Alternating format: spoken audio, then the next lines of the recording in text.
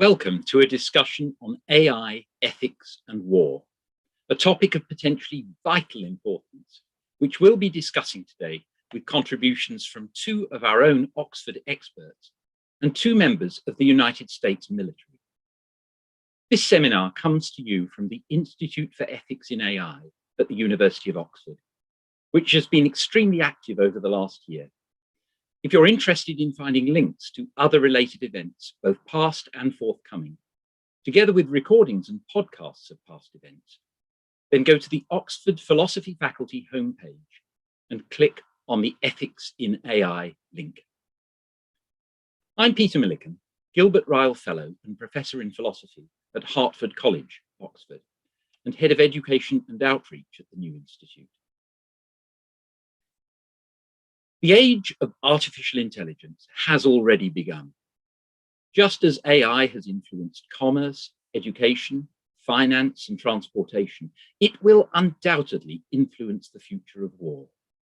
In the not very distant future, the world's advanced militaries are likely to rely upon AI tools in logistics, planning, command and control, and even targeting.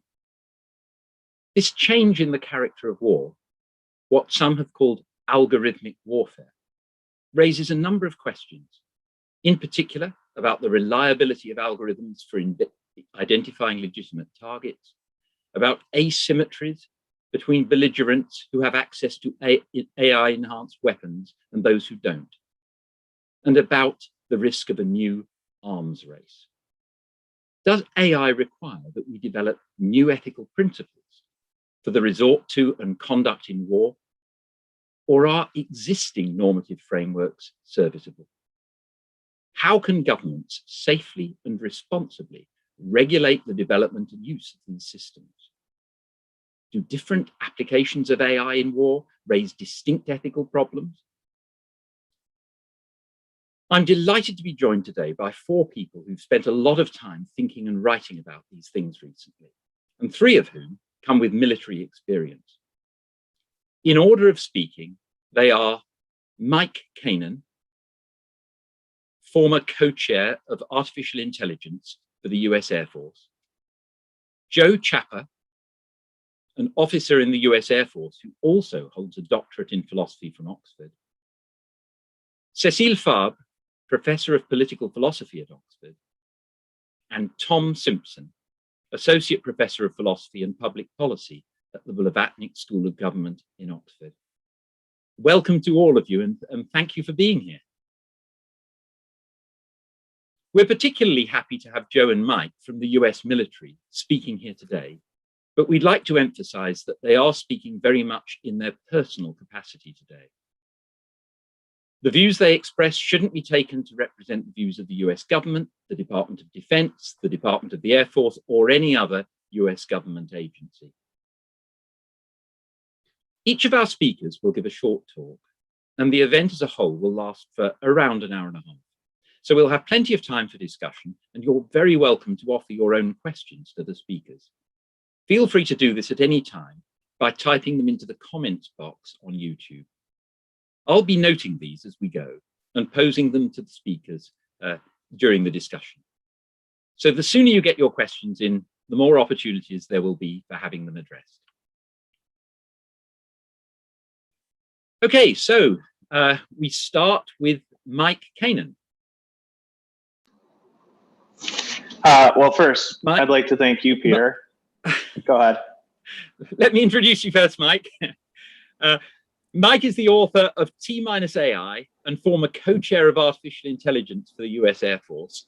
He's the recipient of the US government's 68th Arthur S. Fleming Award, an honor shared by past recipients Neil Armstrong, Robert Gates, and Elizabeth Dole, and currently the Director of Operations for the Department of the Air Force and MIT Artificial Intelligence Accelerator.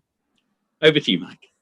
Thank you, Peter. And to you, the Institute, the panelists, and the university for the opportunity to share today. This series, the work to make it happen, of course, these events aren't always easy. The questions asked and everything accomplished by those affiliated. I can tell you that amongst colleagues, for myself professionally, even personally with T-minus AI, it all served as inspiration to ask the harder questions and to meaningfully move forward with the right level of accountability on the ethics of AI, because there are places like this having the hard conversations. And I'd like to begin today by going back in time. It's an overused trope, but you don't know where you're going unless you know where you came from. And the reason for that is because storytelling is how we humans learn best. That trope is one not used enough. And often in discussing difficult topics that blur the lines of international competition, military affairs, economic intent, social justice, from AI on a missile to AI in your home, the lens in which we can discuss the topic is like boiling the ocean. We don't know where to begin, we're in different places, and far too often, regardless of the topic, and even when it matters most, we too frequently speak below, above, around, past, and through one another, especially when we don't have a shared amount of equal information, shared base of knowledge, or a common set of experiences. All of this compounded with the reality that we need to address as a premise and sometimes a constraint that most conversations, no matter how informed the room is, generally don't know how the technology works. Even in very sophisticated conversation, it's subtly characterized by existential fears, huge risks, whether you think you've rid yourself of it or not, science fiction. And we worry about big, big problems, ones that certainly could be on the horizon. But it's like we're peering off at the lightning into the distance while failing to deal with the fire at the door. That often happens in these AI ethics talks. And I think it's because we don't share enough stories. There are a lot of reasons for that. How many people have deployed a machine learning algorithm, let alone a suite of them?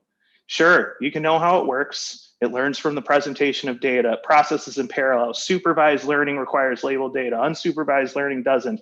That reinforcement learning thing, that's for gaming scenarios. It's all good. It's crucial.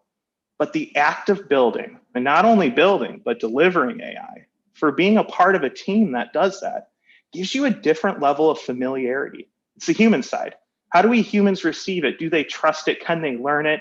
Does it even make things better? How were we performing before? The model drifted in training at some point a few days ago. It snapped. This computer vision algorithm's hallucinating. All of these things provide a pretty rooted view of the questions we actually need to be asking and the subsequent actions we need to be taking. It's brass tacks.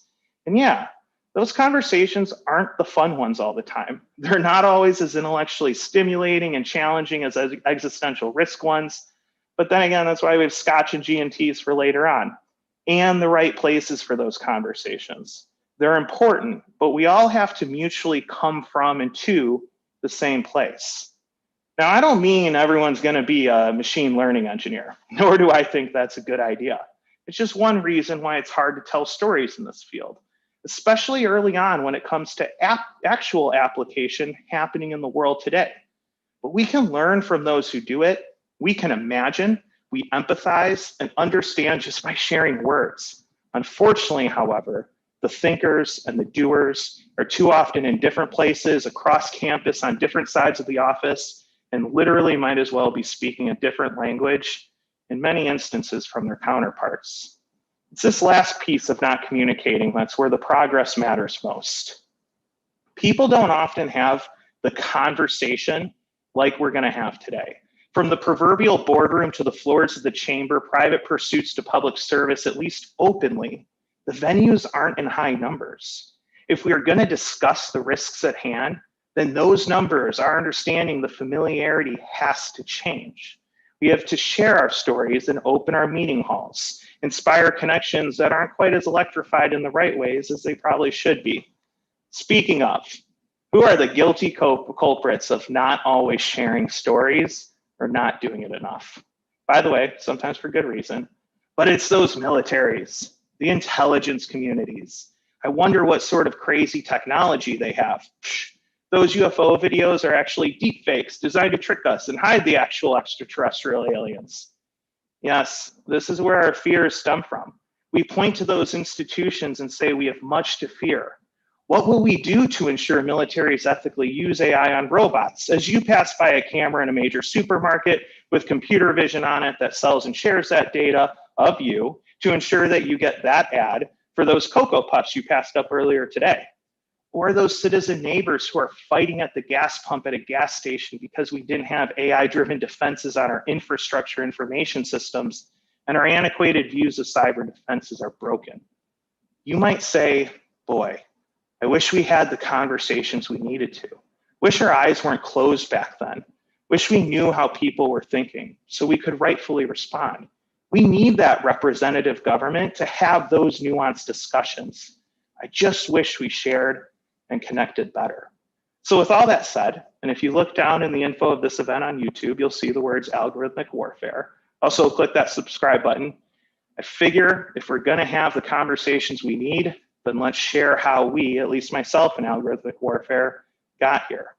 You see, the first half of 2017 was a pretty significant time, both personally and professionally. It was a few months after arriving to the Pentagon in the second half of 2016, on the heels of being the director of target development for Air Force Central Command in Operation Inherent Resolve in Iraq and Syria for the past year and a half. 2015 into 16 was the height of ISIS. They controlled huge swaths of land. Collectively, the world had no idea how to respond. Everything people were doing was like dropping a small rock in a flowing river. It made no difference. But for years before that, there was a group of like-minded individuals from across the Department of Defense and in government talking about this machine learning thing since the early ImageNet success era. Not in the labs, but in operations.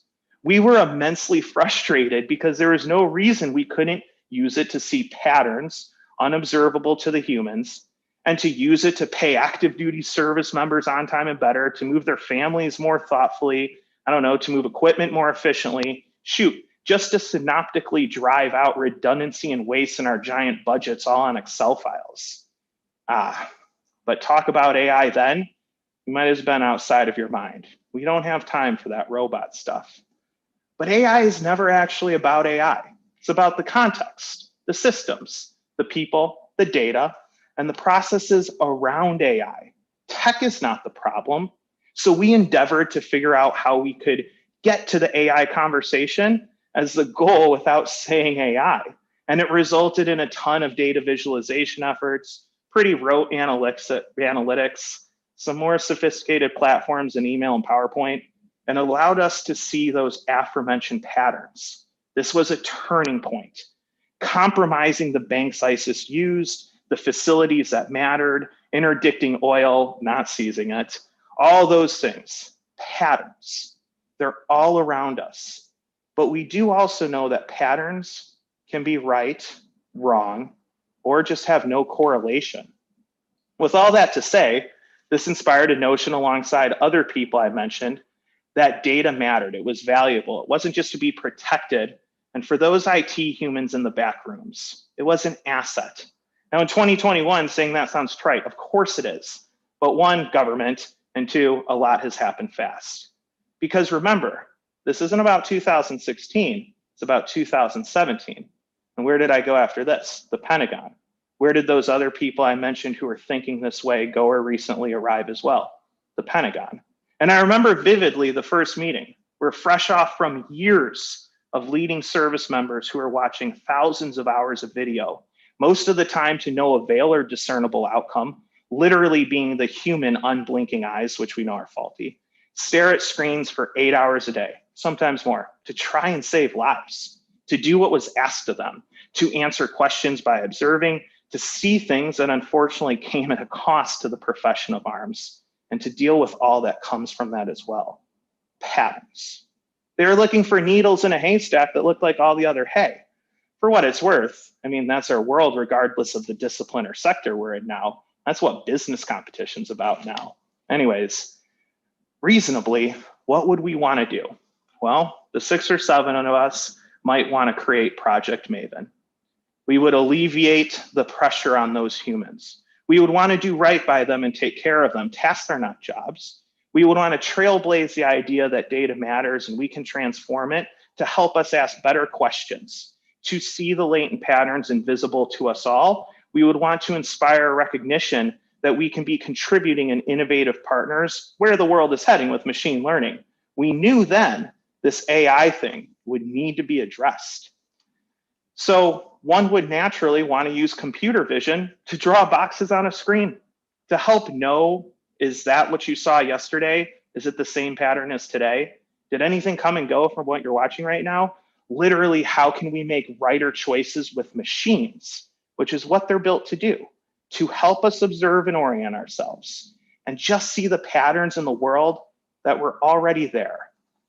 It was only 4 years ago, and a lot has happened since then. Ups and downs, mistakes, bold proclamations, nefarious uses, better Alexa, many other meaningful things. This conversation, AI ethics principles literally published by the Department of Defense, private organizations alike, other governments, which I'm sure we will, and Joe will be sharing views on the concepts of in just a few moments. But I wanted to share this before the meat and potatoes of the conversation today, from what you'll hear from these speakers. Because one, the story isn't told enough. Two, the type of dialogue, this dialogue, underpins the practical conversations on responsibility, equitability, traceability, reliability, all those things that then in practice underpin the philosophical concepts, or at least make them more defensible when you execute whatever framework you decide. And lastly, because there's more that unites than divides us. We'll always be divided if we don't know each other. Governments owe that. We owe that to our neighbors, friends, loved ones, and colleagues. The AI ethics conversation is a chance to not go the route our worst inclinations lead us to believe, but could catalyze the conversations we societally need. And I look forward to the discussion, your questions, and everything to come both today and tomorrow. Thanks very much, Mike. It's great to get an insight from someone close to the sharp end of this debate. This kind of seminar is exactly designed to get the thinkers and the doers together, as you recommended. Now we'll be going into a bit more detail on the ethical risks of AI and specifically of machine learning in the military context, and maybe proposing some practical moves towards a solution. And for that, we turn to Joe Chapper. Joe is an officer in the US Air Force and holds a PhD in philosophy from the University of Oxford. DPhil, right? A doctorate. In his areas of expertise include just war theory, military ethics, and especially the ethics of remote and autonomous weapons. His doctoral research investigates an individual rights-based account of just war theory. He's a senior pilot with more than 1,400 pilot and instructor pilot hours, many of which were flown in support of major US combat and humanitarian operations. Welcome, Joe. Over to you. There we go. Thanks, Peter. Thanks for having me. And it's a privilege to be on the panel. I actually was able to work with both Cecile and Tom on the DPhil thesis, and it's really great to be on the same panel as them. And very few people know this, but Mike Kanan was influential in bringing me into my current job where I can think about ethics and artificial intelligence for the Air Force. So I owe a debt of gratitude to all three of them, and it's a privilege to be with you here this evening. We're going to talk about the moral risks of AI in war, and that seems like a really broad topic, and it is. And it's a little difficult to sort of drop into that topic and say anything meaningfully in such a short period of time. So I think the best way to do it is to look first at the ethical questions raised outside of the military context in the AI environment. So often the best way to address some of these questions is through use cases. So if you have been paying attention to the news about autonomous vehicles, you no doubt saw that there was a fatality crash in 2018 in Tempe, Arizona, where an autonomous Uber vehicle struck a pedestrian. And the NTSB conducted an investigation and published a report. And of course, the number one causal factor was that the driver ought to have been paying attention and wasn't. But let's set that aside just for a second and look at some of the ways that the machine failed in what it was supposed to do. So this machine included a computer vision algorithm that had been trained on training data to recognize a set of elements in an ontology. So it had been trained to recognize pedestrians and stoplights and crosswalks, et cetera. In this case, though, the pedestrian that was struck was a person who was walking a bicycle. And she was walking the bicycle across the street. And she was walking the bicycle across the street outside of the crosswalk. And this machine did not know how to interpret those sets of inputs. In fact, it kept switching between identifying the person as a pedestrian and identifying the person as a cyclist. And so ultimately, every time it switched back and forth, it sort of dropped the track and was unable to identify that this person had a vector moving across the street, and it tragically struck the person and killed her. And so if we want to identify sort of the causal factors here in this crash, one of the things we can point to is that the training data was insufficient to reflect the real world. The training data was sufficient to capture things like people walking or crosswalks, et cetera, but it wasn't sufficient for this particular kind of thing, this person walking a bicycle. Now, you might think this is an easy thing to overcome. All we need to do is increase the volume of the training data and make sure that we include elements such as pedestrians walking bicycles. And that's true, that would prevent this specific kind of error from occurring in the future. But we have to ask about what about all of the other unforeseen consequences? What about all of the other things that this machine will come into contact with that don't fit into the pre-existing ontology? That's one of the ethical challenges raised by AI, is that as machines learn based on training data, we always have to ask whether the training data is sufficient to replicate or to reflect the real world. So I want to use that sort of question in the 2018 Uber case and apply that to the military environment. So when we talk about military AI, sometimes, in my opinion, the discussion gets a little derailed by going, to the full extreme side to talk about things like killer robots. What happens if we endow a system with authority and responsibility to conduct the entire military operation on its own? Well, that to me seems like an unhelpful use case in the near future. The military commanders I know would not employ that system in the real world. And so it might be better to take incremental steps and imagine a near future use case that really is plausible, that isn't quite as scary as killer robots, and then start to ask what are the ethical implications of that kind of system. So let's think about something like a decision aid. When people talk about decision aids, usually what they mean is that there will be a human in the loop. The human will make the decision, but the human will make the decision with inputs generated by an artificially intelligent machine or a machine learning application. So let's imagine that we have a machine learning decision aid that's able to look at the enemy order of battle, look at what the enemy is doing with its forces, and then rely upon past experience with data to try to predict what the adversary is going to do next. So I can imagine a case in which a commander is, looking out at the operational environment. There's maneuver forces on the ground that are repositioning the adversary's maneuver forces on the ground. There's aircraft conducting tactics, and maybe the machine comes back and says, "Look, I recognize ground maneuvers X. I recognize air tactics Y, and so I'm 78% certain that the adversary is going to conduct this next tactic Z." And so it pitches that idea to the commander, and then the commander can either take that into account in her decision making, or she can reject it because maybe she has better information from elsewhere. So that's the setup. The question is, what are the ethical challenges in this kind of case where a machine learning algorithm is providing a decision aid to the commander? Well, there's lots of questions we need to ask about this, but the first thing I want to talk about is whether the data set that the algorithm was trained on adequately reflects reality. That was the problem in the Uber case, as you'll recall. So the first thing we need to notice is that the military environment, the combat environment, is fraught with uncertainty. We can see that throughout military history. Clausewitz has famously called this friction, right? The friction is that things that ought to be easy often in war are hard to do. And sometimes that's because the enemy gets a vote, as they say. More recently, people have started to talk about the fog and friction of war, right? You can imagine trying to operate in a fog where things are cloudy. It's a comment about the inherent lack of epistemological certainty in the combat environment. So if we know that the combat environment lacks this kind of epistemic state where we can know all the relevant information, then we should ask some really challenging questions about whether our data that we had in advance on which we trained our algorithm reflects reality. So here's something that we can consider. How did that machine learning algorithm get to a position where it can interpret the ground maneuvers and the air tactics to come up with this solution? What I would like to offer to you is that the only way that it could have enough data to be able to make that prediction is if that data was offered to train the algorithm in a modeling and simulation environment.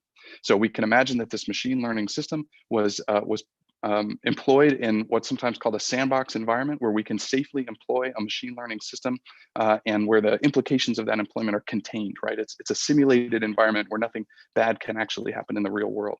But when we trained that algorithm, we had to provide it with adversary actions or adversary orders of battle or adversary tactics. And so we should know going in, we have to be confident going in that whatever our training data, it's not going to perfectly reflect the real world wartime data. Why? Because fog and friction are facts about war, and they always have been. So now that doesn't mean that we know for certain that the machine learning algorithm will fail or that its characterization of this 78% certainty is wrong. It's just that we don't know exactly how that data is gonna reflect reality. So what does that mean for the commander? Well, I think one of the things it means for the commander is that she needs to understand enough about artificial intelligence and machine learning to be able to weigh this incoming data from the machine learning algorithm, this 78% certainty, against her own knowledge of the real world and of the adversary and of her own disposition of forces. And so there's a human judgment element of this that relies on trust or reliance on the system. So one of the questions we can ask is, based on the fact that we know the training data doesn't perfectly reflect reality, does the commander overtrust the system?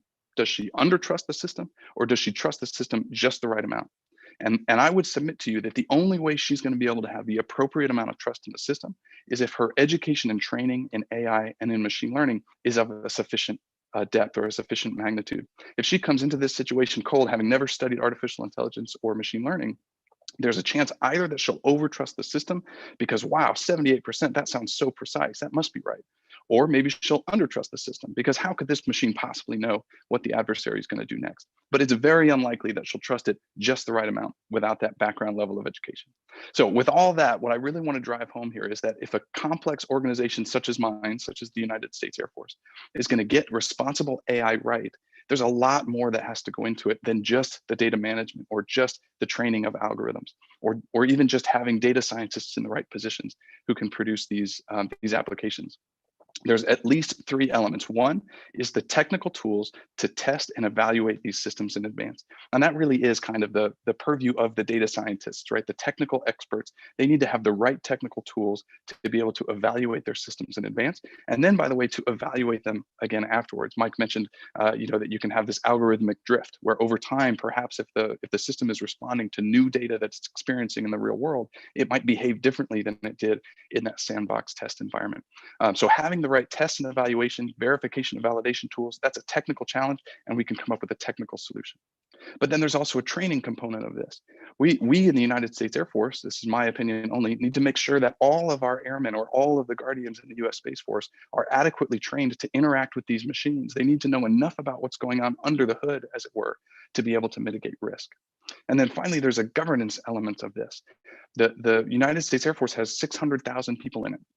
And so we need to make sure that we have the right people in the right positions, developing the right policies to make sure that we're asking the right questions in every phase of the AI lifecycle, from the data collection phase, because there are potential ethical implications there, right through to testing and employment, and then ultimately to retesting, to making sure that it hasn't drifted once we delivered it to the operational environment. Now, this is a significant challenge. I'm not claiming that I have all the answers here, but I will suggest that one way to go about this is just to start small. One thing that the US Air Force, I think, could do is to start small in applications of machine learning where the costs of failure are relatively low, where we're not talking about pedestrians being hit by cars or commanders making bad operational decisions, but where instead we can do some of those things that Mike talked about. Maybe we can try to manage people's finances within the Air Force better and make sure they get paid on time. Or maybe we can make sure that when people go to move from one base to another, we're giving them all the tools they need, especially these AI tools that can make that transition smoother for them. Now, there's going to be some pain points. There's going to be some downside when we get some of these things wrong. But if we can work with it and train our folks to engage with these machines in a safe way when the costs are low, then we'll be in a much better position to engage with these machines responsibly when the moral costs are very high. Thank you.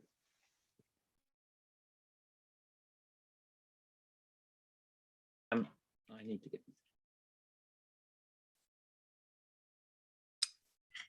Sorry for that delay. Thank you very much, Joe. That was really interesting. And now we're going to look at how far traditional approaches to the ethics of war might be affected by the introduction of AI, and in particular the just war tradition. And for that, we've got Cécile Fabre. Cécile is Senior Research Fellow in Politics at All Souls, Oxford, Professor of Political Philosophy at the University of Oxford. Whoops. She previously taught at the London School of Economics and the University of Edinburgh, holds degrees from the Sorbonne, from the University of York and the University of Oxford. Her research interests include theories of distributive justice, issues relating to the rights we have over our own body, and more recently, just war theory and the ethics of foreign policy. Over to you, Cécile. That's great. Thank you, Peter, for this very kind introduction and for organizing this session. It's a real pleasure to be here with you, all of you, this afternoon. So the question I want to address today is this: does the use of AI in war present new challenges for the just war tradition? But conversely, does the just war tradition present challenges for AI? I'm going to raise questions. I don't have definite answers, although, as Peter said, I have for a long time now written about war. I have done very little on artificial intelligence. Bringing those two things together is not easy. And so I'm offering my remarks this afternoon in a very speculative and exploratory spirit. Before I get into the nitty-gritty, I just want to clarify what I mean by the use of AI in war. You've heard from Mike and Joe some examples as to how the military in general uses artificial intelligence. It does so outside the context of war. For example, in order to ascertain what is the optimal time for weapons maintenance, to detect fraud in procurement, to work out where to deploy troops most effectively, and so on and so forth. My concern is with the use of AI in war. So, for example, autonomous weapon systems for gathering and relaying information in real time during conflict, but also predicting enemy behavior during conflict. Now, you've heard from Joe some of the challenges which the resort to AI in war raises, for example, non-exhaustively, biases in data gathering and coding, the problem of uncertainty or unpredictability. AI tends to do better with predictable patterns, less well with unpredictable patterns. And finally, the problem of deception. AI is relatively easy to fool, and we can expect our enemy to attempt to fool AI and use that against us. Now, with those points of background in mind, I want to say a few words about the just war tradition, and I apologize in advance for those of you listening who are already very familiar with it, but I don't want to take that familiarity for granted. So very roughly, the just war tradition is a corpus of legal, philosophical, and theological body of thought, which has developed not just in the West, but in China, in the Middle East as well, over the last 2 or 3 millennia. And it seeks to ascertain and defend key normative principles which help us determine when it is justified to resort to war, to go to war, and how we must, morally speaking, conduct ourselves once the war has started. So, for example, in the just war tradition, the political community is not entitled to go to war unless it has a just cause for doing so. And the tasks then consists in working out what is a just cause for war. Once the war has started, the just war tradition, with a fairly remarkable degree of consensus across time and space, holds that some individuals in war are not legitimate targets. They may not be killed deliberately. These are civilians, whereas others, combatants or soldiers, are legitimate targets. This is called the principle of discrimination. Now, when we, that is to say, governments, legislative bodies, citizens on whose behalf those officials act, try to work out whether to go to war and how to fight the war, they have to make moral judgments. They have to ascertain what is a just cause. And typically, a military attack on our territorial integrity or political sovereignty will count as a just cause. Or they will have to work out what is a legitimate target. I said a moment ago that traditionally civilians are regarded as legitimate targets. The difficulty, of course, is that in many cases, someone who in some description is regarded as a civilian will, in another description, be regarded as a combatant. We might then suppose that that particular individual, though he is a civilian, in fact is a legitimate target. Now, these are moral judgments, and they have to be supplemented by factual judgments. So suppose that the best ethical theory tells us that a military aggression on our territorial integrity, a political sovereignty, is a just cause for war. That's a moral judgment. Well, we have to decide whether the facts are such that we are right now subject to an attack. And likewise, with the principle of discrimination, we may have reached the moral judgment that if someone is a civilian, then he or she may not be targeted, may not be killed deliberately. Well, then we have to work out whether the facts are such that this particular individual is a civilian and therefore immune from attack. So the question here that arises is whether, and if so, how artificial intelligence might be able to help us. Now, it seems to me that it might be better equipped or more appropriate to use artificial intelligence to make factual judgments and help us make decisions on the basis of those judgments than it is to arrive at moral judgments. And I say this, or rather my skepticism about the use of artificial intelligence to reach moral judgments is rooted in two considerations.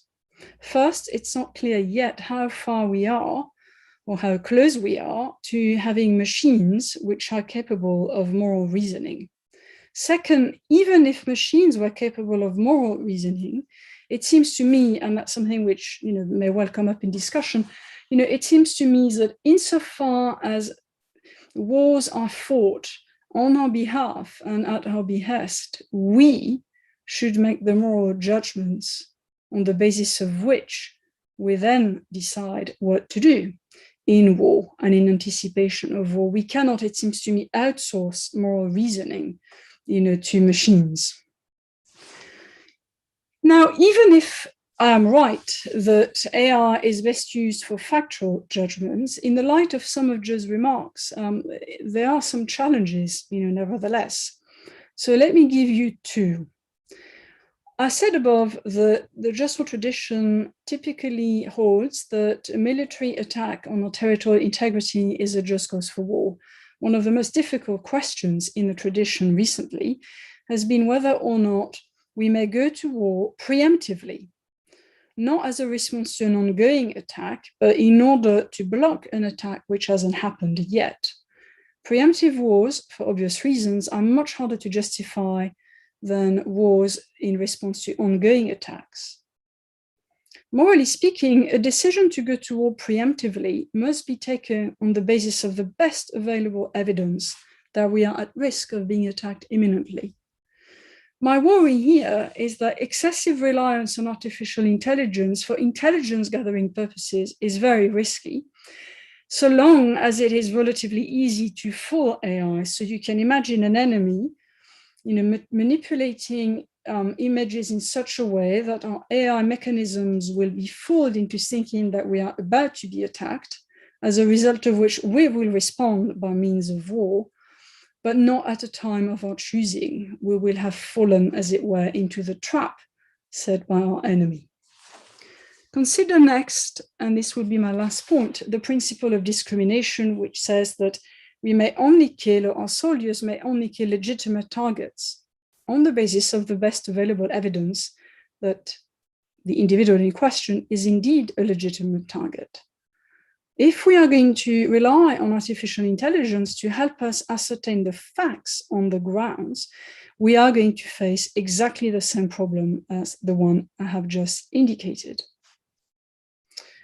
Moreover, it is sometimes thought that autonomous weapon systems might be used to kill legitimate targets. So here, the thought is that we should use AI not merely to gather the intelligence we need, but to actually do the killing. This seems to me to be very troubling, morally. One source of trouble is that it might be too risky to resort to AI, that human beings are better able to make the right decision.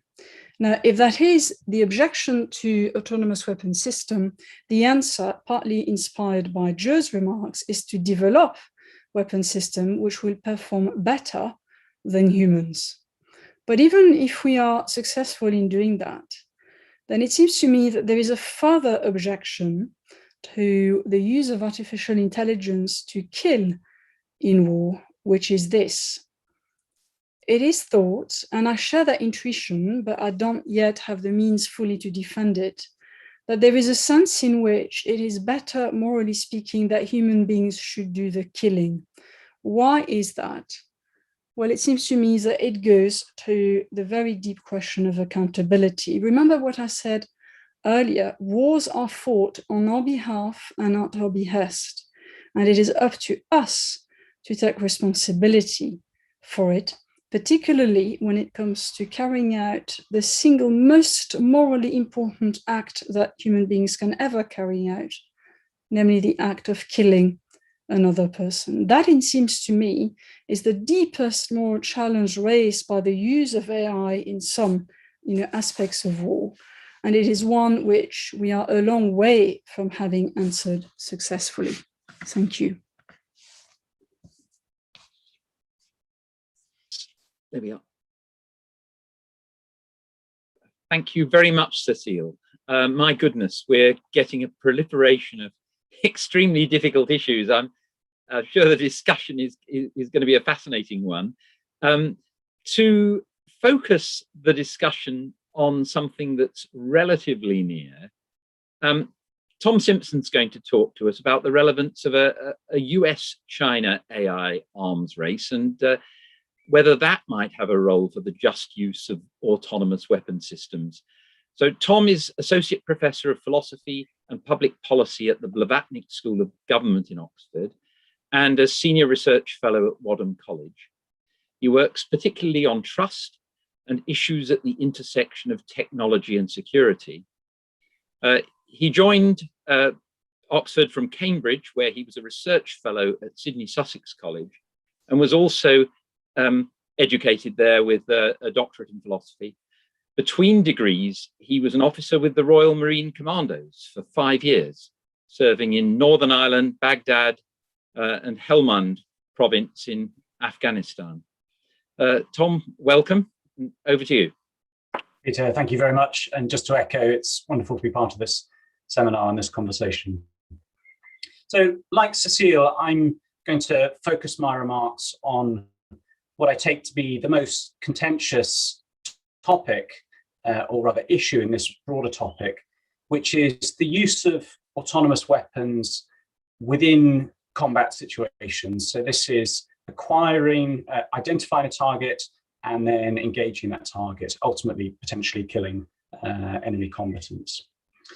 And the question that I'm going to ask is, for a state that is committed to the just use of force, should it sign up to a convention which other states would also be party to, which would have the effect of banning the development and the use of systems that are capable of this kind of function?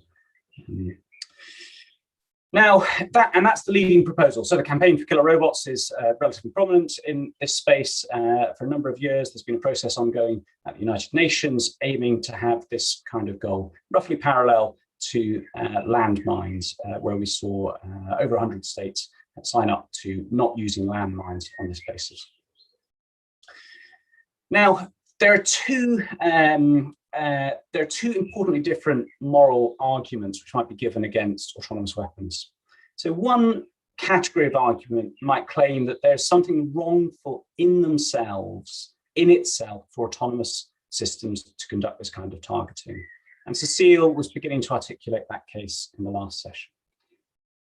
My own view is that autonomous weapons don't pose any such in principle challenge, any such in principle objection. There can be scenarios where an autonomous weapon could permissibly use force. But there's a second category of objections which says that maybe there are some scenarios, mainly hypothetical, where it could be used. In practice, the result of states developing and using autonomous weapons will be to lead to an increase in the unjust exercise of force. And these contingent factors mean that, therefore, a state that's committed to the just use of force should sign up to such a convention should forego the use of these systems. And the two particular kinds of objections here I want to consider are as follows. So one is, although autonomous weapons may in principle be capable of discriminating between soldiers and civilians, in practice they will be poor at this. There'll be pressures to deploy them prematurely before they're effective at making such a distinction. And therefore, even though they could in principle make this distinction, in practice they won't, and we should forego their use as a result. And this is very similar to the objection to landmines. A related objection, technologies as such, that there will be pressure for countries to acquire, leading to an arms race. And arms races add global stability, and they increase the prospect of war. So let me just develop this thought in a little bit more detail. Let's put some contemporary colour on the claim. So probably the most significant geopolitical rivalry that we have at the moment is that between the United States and China. The United States clearly is home to many of the world's largest, most significant technology firms, and has technologically advanced military. China is clearly racing to catch up, already has similarly significant technology firms, and has a state-mandated aspiration to be a world leader in artificial intelligence. So China's AI development plan, July 2017, quotes follows, by 2030, we shall make artificial intelligence theory, technology and applications at the world's leading level. President Xi Jinping, under a situation of increasingly fierce international military competition, only the innovators win. We must attach great importance to the development of strategic frontier technologies, striving to surpass the predecessor as latecomers, turning sharply to surpass. So China by 2018 had called for a ban on fully autonomous weapons, but later clarified its call was limited to use only and not development and production. The US policy, I think it's fair to say, broadly mirrors this. So in 2015, Department of Defense stated that it neither encourages nor prohibits the development of such future systems. And more recently in 2019 has stated that, quote, they can have military and humanitarian benefits.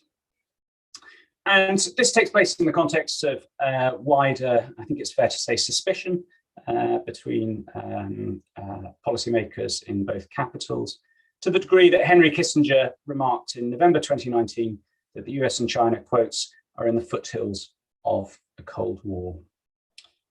So in that geopolitical context, you can see the pressure, the realpolitik pressure on militaries in both countries to develop autonomous weapons. Now, let me just put some assumptions on the table here to flesh out that pressure, that realpolitik pressure. So firstly, it's unclear how powerful this technology will be. High promises have been made for artificial intelligence over the past 60, 70 years, since the 1950s. And we are only now beginning to see the delivery on some of those promises. Nonetheless, the planning should proceed on the prospect that this is an incredibly powerful technology, which is just around the corner. Secondly, one of the key characteristics of artificial intelligence, at least to my layperson's understanding, is the speed and the accuracy of decision-making within defined parameters. And one of the implications of this is that autonomous systems will be optimal in platform versus platform conflicts. So this is wars in which there are tanks going up against artillery pieces, up against aircraft, up against ships. The kind of conventional campaign that we maybe see less of these days, but is characteristic of a developed state's military going up against another developed state's military. Thirdly, autonomous weapon systems, it must be planned that they are required to defend against autonomous weapon systems. Now, this is made very apparent by swarm technology. So if you have hundreds, thousands of a systems coming at a particular target, and they're making decisions in a way that's uncontrolled by a central operator, and indeed there's a distributed decision-making matrix going on for these systems, it seems very difficult for humans to be able to respond with sufficient speed, sufficient accuracy to rebut that target. It will need a swarm to do that in opposition. But I don't think you need even swarms to see the power of this thought. Some of you, I'm sure, will have seen the documentary about Alphago, the artificial intelligence algorithm, which defeated Lee Sedol, the then champion, the world champion. And the sort of the human pain of this grandmaster, extraordinary competitor, simply being unable to outcompete this the system, simply facing defeat repeatedly 4-1 in the series, makes evident the power, the decision-making power that autonomous artificial intelligence brings. Fourthly, a conflict fought between two militaries, both equipped with autonomous weapon systems, could be decided very quickly, just due to the speed of decision-making, the speed of interaction that is going on. And I think there'd be considerable uncertainty, planning uncertainty, if you're country A going up against country B, considerable uncertainty as to who's going to come out on top, whose systems are better. And there's an important disparity, it seems to me, between autonomous weapons and nuclear weapons. So like nuclear weapons, they confer huge power on the country that will have them, as contrasted with countries that don't. But with nuclear weapons, it seems in principle possible, or it's easier to verify whether or not the adversary country is increasing its arsenal of nuclear weapons or decreasing, what its state of technology is. Tests are very evident, whether they're subsurface or surface. The facilities used for generating nuclear weapons are the kinds of things that can be observed by satellite. And this contrasts with autonomous weapon systems. So if a country wishes to conceal its the level of development it has in autonomous weapons, it seems eminently achievable. A hangar that's used to develop autonomous weapon systems is just like one that's used to store blankets. So what's the implications of this? Well, there are two distinct questions. So one is, should countries develop autonomous weapons? And secondly, should they use them? It seems to me that combined, these assumptions mean that it would be foolhardy for a country to forego the development of autonomous weapons, because it places itself, that country that decides to do so, signs up to a convention that would prohibit its development, would leave itself enormously exposed to an adversary nation which had an autonomous weapons equipped military going up against them. They'd effectively be deciding to go up with cavalry against tanks. The prospect is it's that kind of level of asymmetry in power. Simply the capacity to defend yourself requires that you have these technologies in your own arsenal to go up against, in the worst case scenario, defending yourself against an adversary. And that seems to me very, very clear. And so this is not simply a claim about realpolitik, it's a moral claim. It's a moral claim about the duties that governments have to defend their own territory. However, it seems to me, I mean, this is a supposition that I just want to try out, so I'll be interested to hear what other people think. It seems to me there's a case for countries declaring that they will not initiate the use of autonomous weapon systems. There's a case that they would sign up to a no first use policy. Well, why is this? Well, there are two factors. So recall the harms, the contingent harms that I described, which autonomous weapons may pose. One is the premature use of these systems when they're incapable of successfully discriminating between combatant and non-combatant. And secondly, the risk of an arms race. A decision to a no first use decision would successfully obviate the harms represented by the first. So the decision not to use it at the start would mean that there's no risk being posed by a country which possessed these systems of using them prematurely, except in the scenario where they were attacked by an adversary nation with these systems and they were required to defend themselves with that system. So there's a category of harm, a contingent harm posed by autonomous weapons, which would be obviated by a no first use policy. And secondly, it seems to me that a no first use policy would be an indicator of peaceful intent. There'd be an honesty about it. It recognizes that we need to develop these systems for the sake of self-defense. But it'd be an indicator of peaceful intent, because the danger of an arms race is not specifically that the arsenal, the size of the military, the size of military power that one country has. The real danger of an arms race is what it signals about a particular country's intent. And this gives rise to suspicion between the two countries, and that suspicion can itself contribute to escalation in the kinds of contingent circumstances which mark how wars start. And a no first use policy is clearly not as dramatic a declaration on that front as not having these systems at all, but it's a step towards signaling that non-aggressive intent. And so it seems to me that this is a discussion that's worth having. What would be the pros and cons of a no first use policy? And would that mitigate some of the potential harms, the contingent harms that an autonomous weapon systems equipped military would have? Thank you.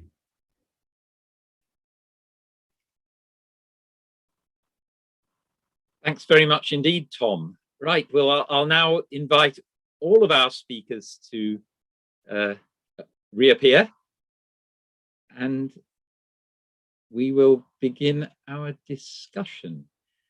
First of all, Tom, since you've just been speaking, just a point you might wish to clarify. Your no first use suggestion, would that include no first use for defensive purposes? So, I mean, suppose the enemy is sending over lots of missiles. Are you not allowed to use an autonomous system for defending against those?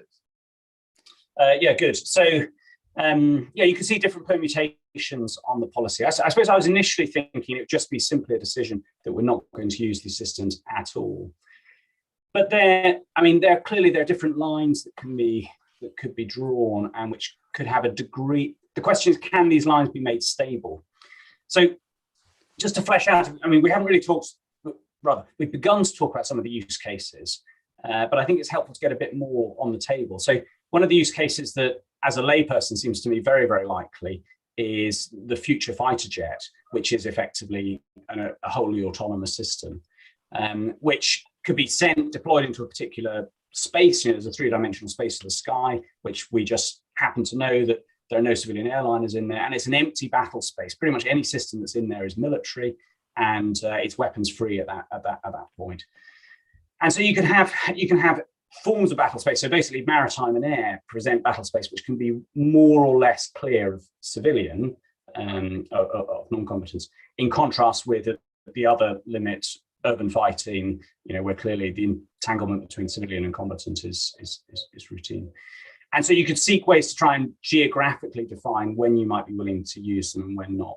Now, the advantage of a clear no first use we're not going to use autonomous weapons unless attacked by other autonomous weapons, is that there's just a clear boundary there. There's no room for slippage. So whatever the policy is, it would have to be one that resists that kind of vagueness and leaching over into different circumstances. Right, thank you. I mean, obviously using autonomous weapons to, as it were, kill other weapons is less contentious than using them to kill people.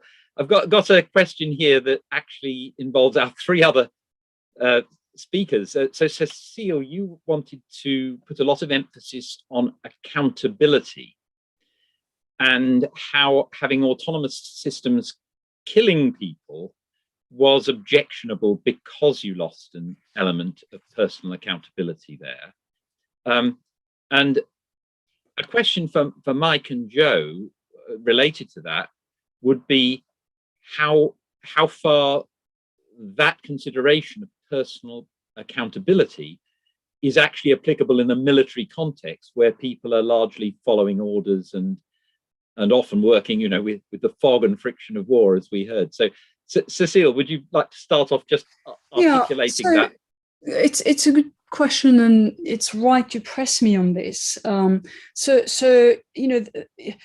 the worry is this. If we believe that there are certain acts of killing in war which are morally impermissible and ought to be regarded as crimes, as in fact is the case, under the laws of war, well, then we need to know whom to charge, with those, acts of killing. And the worry there, is this. So do we want a world, or how strongly should we aspire to a world in which we will have fewer and fewer human beings, as it were, making the decision, as to which members of the enemy to kill or which members of the enemy, to spare. And the worry is that there will come a point at which we will not be able to identify, who is the moral agent, responsible for unjust acts of killing. So that's, one, accountability worry that quite a lot of people, have. I mean, there are others as well, but that's the one I had in mind. Right. And Mike and Joe, how far do you see concerns about accountability playing out in actual military conflicts and so forth? I'll start. I think one important aspect that is worth clarifying is the difference between the word automation and the words artificial intelligence. They're used interchangeably in everyday speak, but they are not interchangeable. And as leaders, we have to be thoughtful with our language, especially as military leaders. Automation comes with some pretty established rules on the road, existing norms, laws, requirements. In Google right now, DoD 3000.09, which essentially says that a weapon system that once activated can select and engage targets without further intervention by a human operator. So I want to make a point about automation and AI. Not all AI is automation. Sure. Not all automation is AI. Automation sometimes uses AI, and AI sometimes results in automation. This is a crucial distinction if we're going to be able to get to these points of accountability and see if our current frameworks work. So let me give you just a very simple example of where this comes into the picture. And I'll use it on a pretty contentious topic. Let's say that we wanted to, anyone, right, any military, this is how they would choose to target a facility.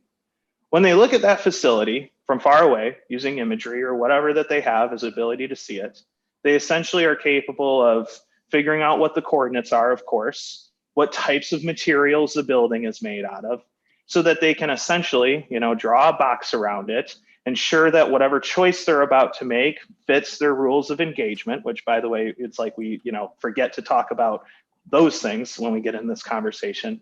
And then they weaponeer a solution, which means that they take whatever kind of bomb or whatever they want to use, and then they figure out the fusing for it and then say, would that effectively destroy the target in the manner that we see most fit? Now, all those are simple rules. You could use artificial intelligence to take out those 10 hours of this rote task of getting this solution. And then it has nothing to do with the choice of whether or not to do said act. Now, on the flip side, let's talk about very simple automated systems. Surface-to-air missiles in the world today that are very simple and rules-based systems that make terrible and grave mistakes all of the time. Insert commercial airliner shoot downs right here, right? Just on simple rules-based systems that, truthfully, I wish there was some artificial intelligence on it, because maybe it could have discerned that was a civilian airliner.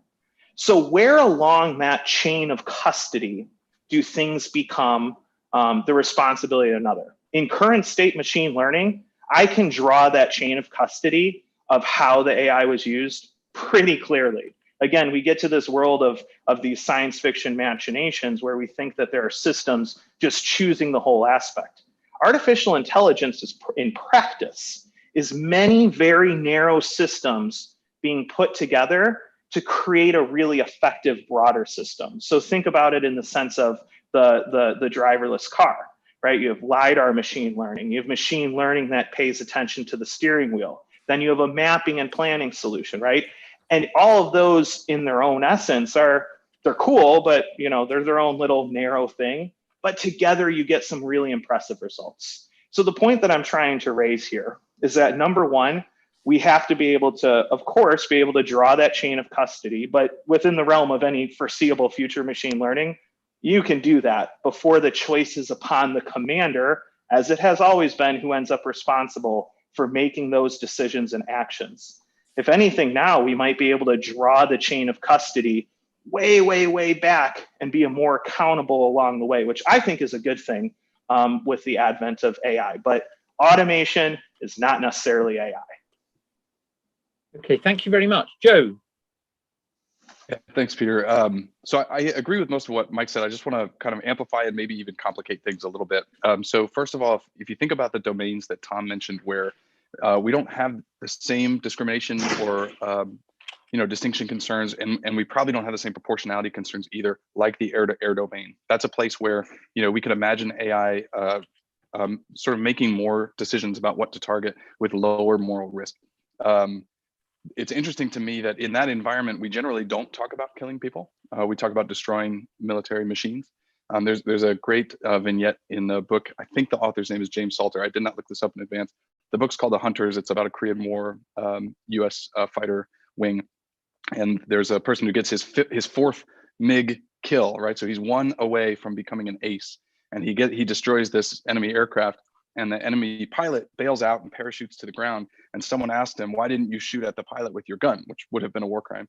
And he said, oh no, that pilot's my friend. He's going to bring me another airplane tomorrow. Right. So in that environment, success or failure really did depend on how many airplanes did you shoot down, not how many pilots did you kill. Right. Because it was more difficult for the adversary to generate new airplanes than it was to generate new pilots. So when we talk about what are we asking the AI to do? Are we asking the AI to kill people? Well, there are some contexts in which the task we actually delegate to the machine might not have anything to do with killing people, other than the fact that there's this sort of, contingent fact that there's a person flying the airplane, right? And there are really interesting questions to me about double effect and some other things we could talk about intention in situations like that. Okay, that's one way to complicate the question. The other is to actually look at the norms around war crime cases.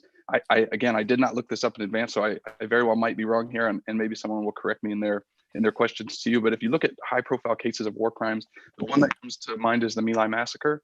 It seems to me historically that Lieutenant Calley was held accountable to a higher degree than were the soldiers under his command, even though the soldiers under his command likewise committed atrocities. And so I think that's a good frame of reference to think about AI that says, well, in that instance, we did distribute moral responsibility, right? Each soldier was morally responsible for his own actions. And all of those soldiers were morally blameworthy for what they did. But when it came time to hold someone accountable under the law, that accountability fell to the officer, the platoon leader, right? The person who had command authority.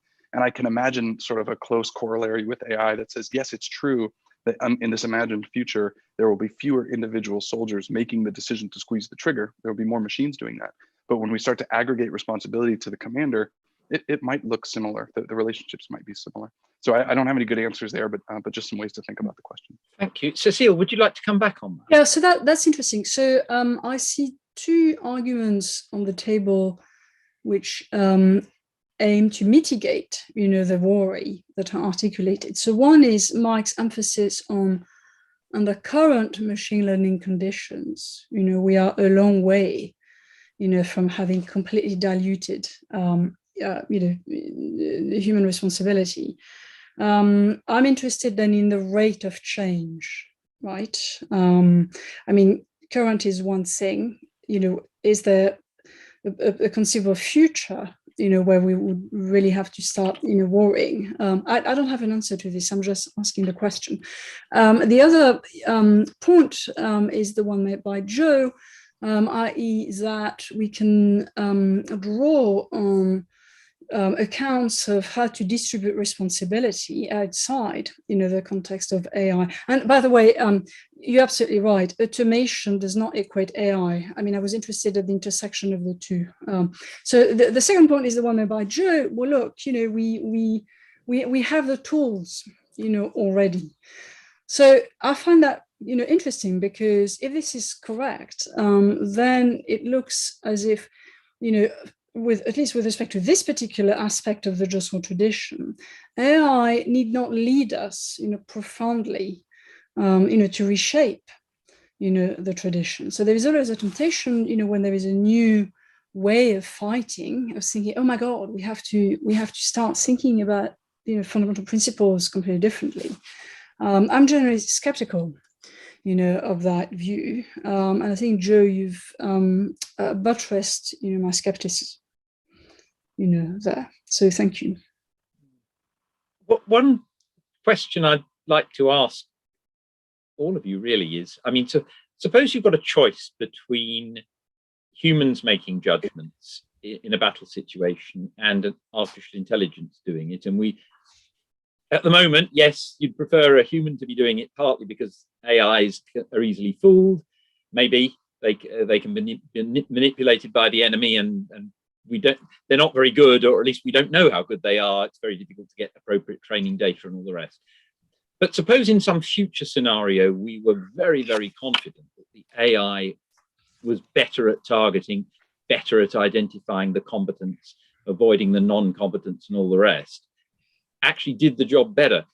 Would any of you say in that circumstance, it's better to have the killing done by humans rather than the machines? And Cecile, I suppose I'm looking mainly at you. Yeah, no, I thought, okay, so I think this is a very, very good question. So let me, I don't want to speak too much, but let me illustrate it, with a thought experiment. You will remember that a few years ago, in December 2015, the House of Commons in this country spent hours literally debating whether or not to authorize the government to carry out airstrikes in Syria. When you read the Hansard debate, it's extraordinary. All they talk about is the just war tradition. They don't name it this way, but there's MPs. Now, that's scenario one. Suppose that, imagine a world in which you could input all the considerations raised by the MPs into a machine. You would press a button, the machine would do its job, and it would come out with exactly, the same decision. And I take Peter's question to be, is there anything to be said in favor of the former? And as a Democrat, I think there is something to be said, in favor of the former. We elect, representatives to take decisions on our behalf and in our name. And it seems to me that we would lose, something quite important at the bar of democratic accountability if we relied on machines. The counter argument is, well, what if the machine did not come up, with exactly the same decision? It would come with a better decision. And then this is where I begin to have a headache, because it gets very, very difficult. So, yes. Can I just come in? Yeah, do, Tom. I think it's some really interesting questions. So just to tease apart a couple of arguments. So one is, I think there's been a democratic worry that you've labelled as such, Cecile, just there, and I think you'd raised beforehand. And the democratic worry, another way, or another version of it might be, it's often said it's a good thing when politicians have sons and daughters in the armed forces, because that they are exposed to the risk, they feel the costs. So there's something about democratic accountability that comes with having people out there, and people that you're connected with. Now, I feel the connection, I feel the force of it. At the same time, that is an argument for, as it were, willfully exposing yourself to more risk. And I think historically something like this has actually played out, specifically in the US context, with the distinction between a professional military as against a territorial sort of National Guard style military, and the worry is that a professional expeditionary military, which is just used to taking orders from political leaders, will just go when they're told to go. And there's a kind of, the instrumentalizing of the military makes it both a more powerful tool, more powerful in combat operations, but somehow reduces democratic accountability. So I think the worry is out there, but I always, for me, it always founders on the sense that actually you just want the most powerful military that you can get, because at the end of the day, the point of the military is to win battles. Now, you may want to come back on that. Can I just go to the second strand, because I think, which is really addressed to Peter's question. So I think one helpful way is to think about what's the perspective of, for instance, the civilian, the non-combatant, who is faced with world A. There's an all-human military who's operating in their country, and they're at risk of being shot unlawfully by a soldier. and then world B, where there's a partly or wholly autonomous military, in practice, partly autonomous military, and they're also at risk of being killed unlawfully due to that. Now, suppose the risk that I face is lower in world B than it is in world A. Would I choose that world? Now, most of the time, it seems to me I would. However, so this is my best argument for a position that I reject. I wonder whether this is ultimately a matter of preference. So I think there's a who is it? So Barbara Ehrenreich, she as sociologist, anthropologist, she's got this marvelous book, Blood Rights, where she ties in the idea of sacrifice to war. And sorry, that's my 4-year-old after dinner, maybe going through. And she says, look, we have this one of the deep atavistic aversions we have as humanity is the fear of predation. We fear being predated on by other species, the lion, the python, whatever it is. And our ideas of sacrifice come from when early hominids were being sacrificed, protecting the tribal group against predation. And I think some of the fear, the anxiety that automation raises is due to something very parallel. It's a sense of interspecies disloyalty. So suddenly what's happened is we control the natural world now, I mean, actually to our cost, but we dominate and we are the top predator. We are not predated on except in very, very rare circumstances. But automation generates this, it kind of creates in effect a new species which may predate upon us. And I think there's a kind of deep atavistic worry, which may mean that we actually, there's a kind of fear and anxiety that automation may raise, so that we might not be strictly neutral about the risk we face. So there might be some kinds of risk that we'd accept a higher risk because it's posed by other humans than a lower risk posed by machines. That's the best way that I have of articulating the concern. Cecile, do you want to come back on that? So, so I know this is the position that you reject, but, it's the one I lean towards with two really important caveats. First, I accept that it might be completely irrational. So it's deeply problematic, to have a position, which you think is irrational. Second, so I have, that intuition which you reject with respect to myself, but I don't have it with respect to my loved ones. So if that's the choice you're giving me, expose your son to a low risk, of being killed by a, machine predator, or a higher risk of being killed by a human, I choose the predator. I mean, and for me, it's a no-brainer, but I'm not sure I choose it for me. So even it is just a matter of preference, and if my intuition on that comparison is not completely idiosyncratic, I don't think it's completely idiosyncratic, then it raises very, very interesting questions about the degree to which we license ourselves to have different self-regarding, and other regarding, moral preferences. That's very interesting. So I wouldn't say it's irrational, but right, that's interesting. I mean, it may actually be subject to, it may be something one can argue about. Yeah. There's an interesting, sorry, Joe, I know you want to come. There's an interesting parallel with tax aversion.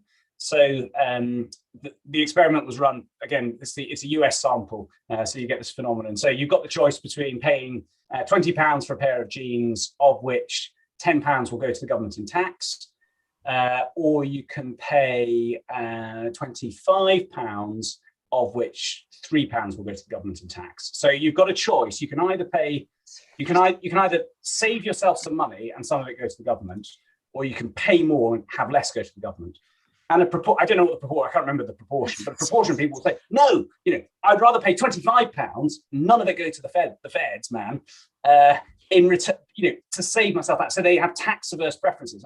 Now, superficially, that's irrational because you're, incurring a higher cost, but it just reveals you have this deep preference. Now, it's a preference one can argue about. Is this rational? Is it just, et cetera, et cetera? Should you be paying tax? We can argue about that. But at one level, it's counter to one's own narrowly construed self-interest. Can I shift to a question that's come in? Do you think there could be a future where the active battlefield does not include people and only machinery, thus reducing or even eliminating the risk to life that is currently an accepted outcome of combative warfare? That's an interesting thought, isn't it? That actually we should go towards the brave new world of autonomous weapons, and they can just fight it out and nobody need be killed. I mean, that's a long way off, no doubt, but any thoughts on that? Well, I'll let Joe go if he has anything. Yes, yeah. Joe, you got anything? I know you mentioned earlier. I mean, it's a slightly different topic. I'm reluctant. I'm reluctant to admit that that's a possibility, in part because the reasons that people go to war aren't just to vanquish the enemy, right? There's something that the political community wants out of the war, and it doesn't seem like, whatever that is, it doesn't seem like they would be satisfied at destroying all the enemy's war machines. And so, you know, I won't get the quote just right, but there's a famous army general who, when faced with the prospect of air power, right, was asked, could air power ever decisively win a war? And he said, no, you'll always need soldiers, because someone has to drag the other guy out of the foxhole and make him sign the treaty. You know, and there is something kind of about the question of the conclusion of the war, right, that brings us to a state of post-war peace. How do we get there if the causes for war, if the reasons that the two parties went to war were never adjudicated or satisfied or you know, sort of worked through? Right. And so there's the. So sorry, Joe. But what if you have a situation where, I mean, I think a couple of you have suggested that in the future it could be that autonomous weapons just raise your military power to a level that beyond which, you know, so well beyond what you can get without autonomous weapons, so that basically countries that don't have them have no chance against one that does have them. Suppose that's the case, and suppose then you have some war, I don't know, it may be over a border dispute or whatever, and the two autonomous armies go together, as it were, and one is wiped out. Isn't the other one then going to say, okay, you win? I mean, he's going to come out of his foxhole and sign the treaty, isn't he? Because he knows he's effectively defeated. I see what you mean. So I think only if it's the case that the powerful state wasn't the aggressor, right? So if the powerful state is the aggressor, and they have this sort of, you know, imagined unlimited power, they're just going to take what they want in the first instance, right? But if what's being threatened, if what the powerful state aims to take is not something that the defensive state is willing to give up, then no, sure. I think they would keep fighting, right? And so I think it must depend on the context to some degree. Yeah. Briefly to that point, you know, for what it's worth, if it's current state machine learning, right, or the foreseeable future, there's some pretty analog solutions to outperforming artificial intelligence, right? In some avenues, an over-reliance on it, at least in the technology that is here today, there are no secrets, there's no like special stuff. The technology that's here today, there are some pretty effective analog solutions. To the point though, that I was thinking about in these conversations, is it's really hard in this world when we're talking about just AI broadly, right? This thing that's a little bit more like electricity than anything else. That's a good analogy for it. We tend to talk about the fear about our fleshy bodies, like the things that we have, right? We inevitably go there. What happens if that robot kills us? You know what I'm concerned about? What was described in the question is that the machine-on-machine warfare happening in the world today with the cyber attacks we've seen recently. I mean, when we're talking AI ethics, it is very fast that we forget to get into the realm of the digital representation of these things, where it is machine-on-machine that can result in significant cost of life, in confusion amongst societies, in literally no water. That's where the world is going. Now, does that AI conversation totally look the same as the one that we have established lanes in the road and law of armed conflict and our established rules of engagement and everything else? I don't think so. I think that those are square pegs that need some new square holes. That kind of world is often forgot about when we talk about AI. So in that case, does it result in life eventually? Yeah, I don't see an Ender's Game scenario where, you know, I think there's like an argument to be made in the gaming sense that you could present to society that for whatever reason we are going to go to war. We win 79% of the time. We game this out 20 million times. That's what happens. Society, would you like to endeavor on this? And is that your will and resolve? It's an interesting question. You could do that, right? And maybe there would be a little more thoughtfulness. But I'll tell you what, the thing that was described in the question, that's happening in the world right this second, machine on machine, resulting in cost of life in many ways. Thank you very much. We're unfortunately getting close to the end of our time. There's just a couple more questions I'm very keen to fit in. One of them, the issue of trust. So a question that's come in, what will happen if one party overtrusts AI and the other one undertrusts it? Will it mean victory for none?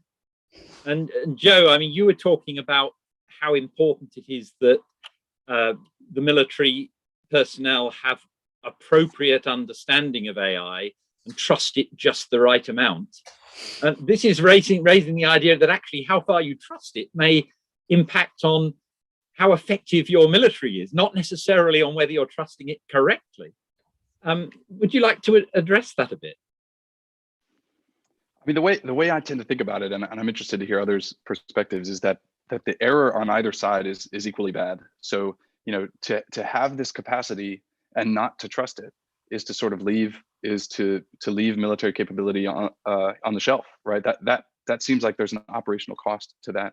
But to have these systems and overtrust their abilities, right? To always default to whatever the machine says, even when the machine's wrong. Well, that's equally bad. And there are plenty of studies about automation bias. You know, people are put in a simulation in which the building's on fire and they're in the trolley car, and they stay in the trolley car even though they can see the exit sign. And when asked afterwards, why did you do that? They said, well, we just assumed that someone would have programmed the trolley to leave in case of a fire, you know? And that's just classic overtrust because they didn't understand what was operating behind the system. And so I think both of those are equally bad. And again, as a practical matter for someone who works on this sort of thing for the U.S. Air Force, that's why the training and education part of it is so important, because I can't bring a person to trust the system appropriately unless they have the background education and training to do that. Thank you. Yeah, I like that for 2 seconds. You know, and maybe this is a call for inspiration. You trust what you know, you buy from who you know, right? You know, there's the answer. It depends on how much you understand about it. Tom, were you going to say something? Yeah, I was just going to agree, but also slightly qualify what Joe was saying. So overtrust and undertrust there's going to be loss in terms of military effectiveness, operational effectiveness in different ways by getting your trust wrong. I mean, you want to calibrate it so you're trusting the system the right amount. I wonder if there's an asymmetry on moral risk. So it might be that under-trusting an AI system doesn't expose you to moral risk in the way that over-trusting an AI system would do. That you I see Cecile shaking her head. I'm throwing out for ideas here. What did you have in mind? Sorry, I didn't mean to interrupt. I should be completely. That's fine. It's a discussion. Did you? So because when Joe made his point, I was immediately thinking about acts and omission, right? So, you know, if you overtrust, you might end up, you know, causing harm which you ought not to cause. If you undertrust, you might end up refraining from acting, you know, at the cost of allowing harm, you know, to happen. You know, how you rank the two depends on, you know, independently justified views about the relative wrongness, you know, of wrongfully harming versus wrongfully omitting to act. But the caveat or the objection to what I've just said is that, you know, undertrusting a particular system, be it AI or not, might lead you to overtrust a different, you know, way of proceeding and to make wrongfully harmful decisions, you know, on that basis. So I think, I mean, and there are many more, you know, variations, you know, that I can think of. So I don't think I quite agree with you, Joe, that they are equally bad. And I agree with you, Tom, that you really need to look at, you know, very many different, you know, permutations. Peter, I know we're up against the clock here, but I would say something very similar to what Cecile said, but frame it slightly differently and say, if you assume that the moral baseline is whatever the human would do, well, then certainly it's worse to overtrust the system, because you know, worst thing that happens is you undertrust the system, you don't use it, and then you ask humans to go do that job. Okay. But if what we were after was the sort of morally ideal situation, then undertrusting a system that would have performed better than the human does come at a moral cost. Yeah. It's sort of an omission, right? The system you would be trusting instead is the human default. And I think that's where we are in our discourse, right? I do think eventually we'll have to deal with some of the kind of Ron Arkin arguments about how, what if these systems really could be more moral than human warfighters? And then we'll have to ask those kinds of questions. I hope we can go just a little bit over time to address one final issue. I think this is particularly raised by what you've said, Tom, some things that about you want the most powerful military you can get and only the innovators win and arms race and all that stuff. Suppose we have a situation in which there is an arms race between two strong military powers, in which basically what's crucial is time, that you need to be fast. And if the other guy's attacking you with a swarm or whatever, absolutely crucial is that you've got weapons that can respond extremely quickly, faster than humans can do it. Is there a serious risk? I think a lot of people are worried that the development of AI weapons will lead kind of inevitably to an instability in international relations, whereby states are forced to rely on artificial weapons in order to have any chance of winning, basically. And then, we'll end up with Terminator or something. I'd be very interested to know how far you think that's a risk, Tom, and how far the rest of you would respond to that. Yeah, I mean, I'll actually mainly leave it open. So I guess that instinct that there is a kind of volatility in terms of geostrategic terms that these systems may create. That is the instinct that I'm trying to get at and trying to articulate. And that instability seems like a bad thing. If we can create norms, protocols, which everyone signs up to, that would prevent that volatility, that seems like a good thing. The question is how sticky those norms could be, and it seems to me that if you're tremendously exposed defensively going up against an adversary nation which has these systems, you've got no choice but to do that. So, and you made the point. Yeah, you made the point, Tom, didn't you, that we can't necessarily tell at what state the other guy's systems are. I mean, they may be developing them full pelt. So doesn't that mean in order to guard against that risk, we have to be doing it too? And you get a kind of game theoretic scenario in which we're all impelled to do what we'd all rather nobody else did. So your ability to verify, I mean, Mike and Joe, I'd be fascinated to hear, your ability to verify is not going to be done by a satellite. There's going to be human intelligence and potentially, cyber type stuff, which is able to detect that. Now, how effective that is at revealing the state of your adversary nation's technology, it seems to be a lot to depend upon. Anyway, Mike. Yeah. I'm sure. I mean, I think we see, the question is, well, what do they have? Even the most recent UN report from the other day, that kind of got everyone excited about, I wouldn't say the word excited is right, but excited about the potentiality that somebody used an artificially intelligent drone. I mean, first off, yes, it has that capability. A lot of things have that capability, of course, right? And there is no proof of that, right? But I'm glad that it got out there and people are discussing it for what it's worth.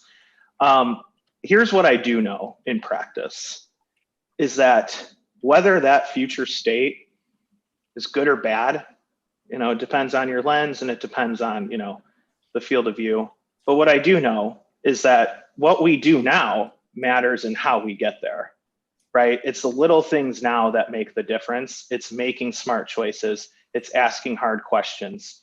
It's ensuring that we have these dialogues and make, discrete decisions and planning phases and deployment phases on all this, lame, not so fun stuff, so that if we get to that future or don't, at least we're more informed. And I hope that helps people say, well, I need to get in the game now in case those robots are after me down the road. Right. Thank you very much indeed. At that point, and unless anyone else wants to come in on that question, we'll. Right. Thank you very much. Mike, Joe, Cecile, and Tom, it's been absolutely fascinating. Also quite worrying. Inevitably raising more questions than have been answered, as these discussions so often do. But I must say, it's great to know that people like you are thinking hard about these things. They clearly need a lot of thought, and the questions are especially serious. This session's been recorded. It'll be added to the rich collection of AI ethics resources we're building up at Oxford. As I said at the beginning, you can find links to past and forthcoming events and a growing set of recordings and podcasts. Go to the Oxford Philosophy Faculty homepage, click on the Ethics in AI link, and you'll find them there. Before saying goodbye, I'd like to thank Wes Williams, Vicky McGuinness, and the whole team at Torch for helping with the organisation and technical arrangements for this seminar. They've made everything much easier for the five of us, and this is hugely appreciated. Thank you again to Mike, Joe, Cecile, and Tom.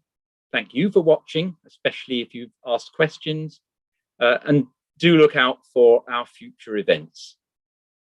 Thank you again, and goodbye.